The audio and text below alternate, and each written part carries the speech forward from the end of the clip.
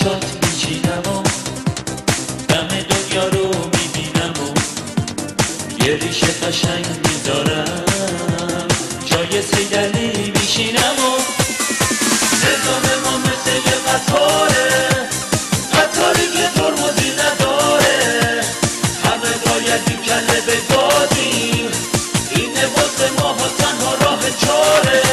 آخه بابا احمدی دیوونه، بگازی ندازی با چگونه، بگو بگو کدوم خیابونه که ما رو به اماممون میرسونه.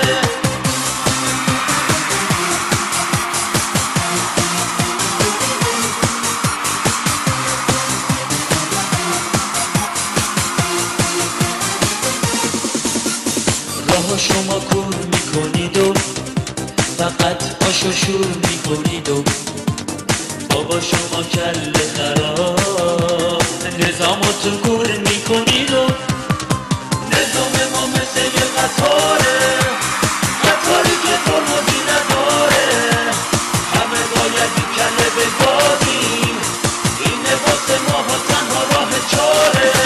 آخه بابا احمدی دیوونه، بگازی ندازی با چگونه، بگو بگو کدوم خیابونه که ما رو به اماممون میرسونه. میدونم من نگاه بنرم همتون اینو میدونی، از طریقت چرا تو منو بزغاله داری میخونی، شماها که همه بستگه ریزش منو میدونی، حدتونو میخوام بریزم روی آب خیلی شیطونی.